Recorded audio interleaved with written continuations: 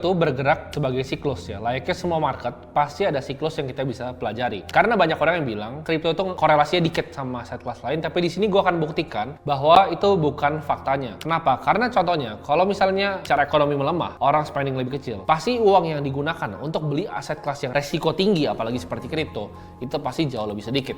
Nah di sini untuk kalian bisa ngerti, ya kita akan pakai namanya Four Season Economic Model. Jadi di sini kita bisa lihat ada Goldilocks ya, ada reflation, ada deflation, dan ada inflation. Di saat misalnya lagi Goldilocks dan reflation, ini aset-aset yang high risk ya. Jadi kita harus tahu siklus aset. Contohnya, kalau kondisi seperti sekarang, kita tahu misalnya ini masih banyak ketidakpastian ekonomi yang dilakukan orang akan larikan uangnya ke aset kelas yang lebih aman.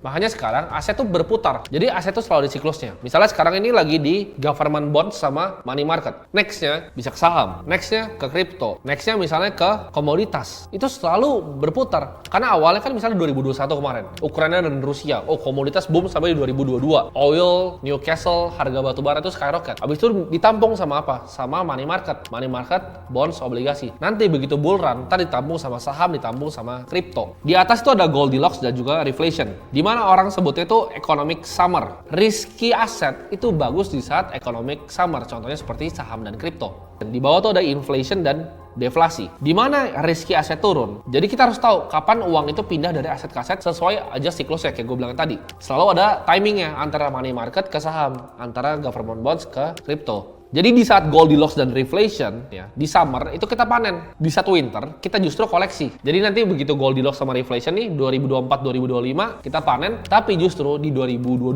2023, 2024 awal itu kita pupuk dulu tuh. Koin-koin yang kita suka kita pupuk dulu. Kenapa? Karena kita tahu, oh ini lagi nggak bagus nih, ini lagi bukan economic summer, lagi bukan Goldilocks sama reflation. Nanti begitu Goldilocks sama reflation kita sikat. Jadi kita harus bisa ngelawan herding behaviornya orang-orang. Karena orang-orang bisa kebalik tuh mindsetnya. Sebagai investor yang jago, kita harus kontrarian. Kita punya mindset yang orang lain nggak bisa lihat. Bahkan kalau kita ngerti tentang misalnya futures market, kita bisa tahu nih, lagi bukan summer, lagi winter, kita sourcing aset-aset seperti Nasdaq, seperti Bitcoin, seperti Ethereum. Begitu naik baru kita beli lagi, kita long gitu. Itu bisa mainnya seperti itu.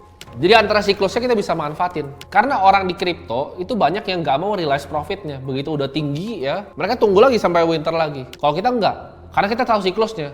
Begitu nanti siklus selesai, kita TP ya, kita tunggu lagi untuk koleksi lagi. Kita tahu Bitcoin itu ada siklusnya, ada halvingnya 2020, 2024, 2016. Kita harus tahu tuh kapan dia halving segala macam. Jadi kita tahu seperti apa siklusnya bergeraknya. Nah jadi ini gue akan bagi keempat ya. Yang pertama adalah spring, summer, fall, winter. Jadi spring itu adalah early recovery. Nah untuk carinya kapan, nanti gue akan ajarin abis ini. Summer itu growth ya, jadi summer itu kita kita bisa panen raya itu summer. Kalau kan bull run, kayak Bitcoin 69.000 ya kan, 68.000. Abis itu nextnya ada fall. Ya mulai turun, ya kan? Mulai turun 40.000. Terus ada winter recession. Pas winter apa yang tadi? Oh, Luna collapse, ya kan? Three Arrows collapse, FTX collapse, FTT collapse. Itu pas winter tuh.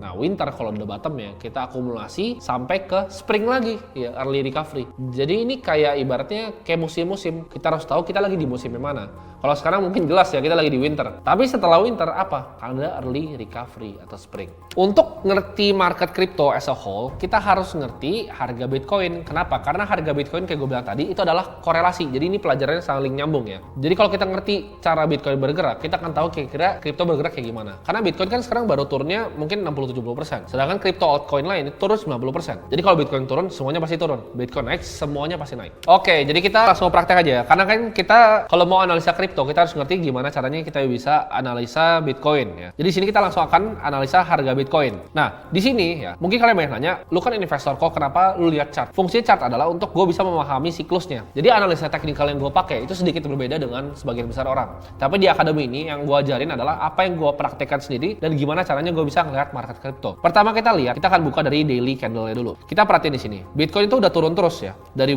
area bulan Juli ini. Dari Juni ini udah turun dari 31.000. Gue tuh biasa melihat opportunity beli itu di saat harga-harga justru cenderung lagi turun. Nah, kalau kita lihat nih di time frame daily ya. Gue kan selalu cari namanya confirmation pattern break. Jadi di sini kita lihat nih, begitu dia mulai naik di sini ya. Ini dia akan bikin higher low, higher low, higher low. Sampai ini di break, dia bikin lower low, lower low, lower low. Jadi technical gue tuh nggak ribet. Gue cuma lihat patternnya aja. Gue nggak hafalin. Misalnya ini ada engulfing apa, gue nggak pernah hafalin. Tapi gue cuma lihat kalau ada pattern break seperti ini. Itu bisa jadi konfirmasi kalau misalnya gue mau masuk di futures market atau enggak. Nah, tapi fungsi gue lihat ini adalah sekarang kita mau lihat the bigger picture, market cycle. Untuk kita bisa lihat market cycle, ya kita harus pakai time frame berbeda. Kita nggak bisa pakai time frame di daily. Untuk daily ini untuk apa? Untuk cari posisi entry yang bagus dalam waktu mungkin harian, mingguan, sampai bulanan. Untuk kita nge-swing trade. Jadi gue selalu bikin areanya aja gitu. Ini area supportnya di sini gitu kan. Ini resistance yang menurut gue harus di break nih. Ini harus di break untuk jadi nanti support selanjutnya. Tapi untuk kita ngelihat secara lebih makro, gue akan suka masuk ke time frame weekly. Di sini baru kita akan belajar tentang namanya siklus halving ya, dan kapan Bitcoin naiknya. Gua akan pakai dua siklus sebelumnya untuk kita bisa kira-kira prediksi masa depan seperti apa. Nah, kita lihat di tahun 2014 ya. Ini gue tarik nih dari sini. Ini drawdown ke bottomnya itu ada sekitar 86%. Jadi 86% turunnya dari all time high ke low-nya di siklus 2014. Nah, di sini kita bisa lihat nih, berapa hari sih? 1190 hari sampai mulai spring lagi. Jadi gini, kan kita lihat tadi, ada economic cycle-nya kan. Ini winter nih, ya set kan.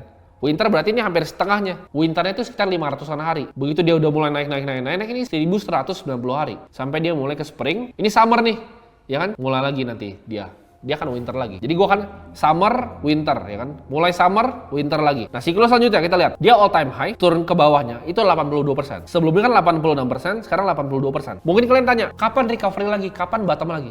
Ini kan udah terbukti secara historical. Mark Twain bilang, history itu memang nggak repeat itself, tapi history itu rhyme. Ya, jadi kita bisa belajar dari harga-harga historis sebelumnya. Nah, kita lihat di sini. Ini berapa lama nih ya jaraknya? Kita cari misalnya time range-nya nih. Day range-nya. Dari misalnya dia all time high ke dia mulai recovery, ini 560 hari ya siklus terakhir. Kalau sampai all time high-nya lagi kita tarik, ini sama nih, around 1000-an hari. Jadi dari all time high sebelumnya kena winter sampai all time high lagi 1176 hari. Kalau bisa kita lihat yang sama, dari sekarang nih, dari all time high-nya nih gue tarik nih, dari all time high-nya kita bikin 1057 hari aja. Itu kira-kira akan ada di September tahun 2024. Jadi nextnya mungkin ketemu bull run lagi, itu September 2024. Nah, sekarang itu kita masih di mana? Kita masih di Desember 2022. Apakah sekarang udah bottom? Nah, kita lihat nih, kita sama. Kan tadi kita lihat siklus yang di sini, itu 86%. Di sini 82,45%. Nah, kita lihat nih.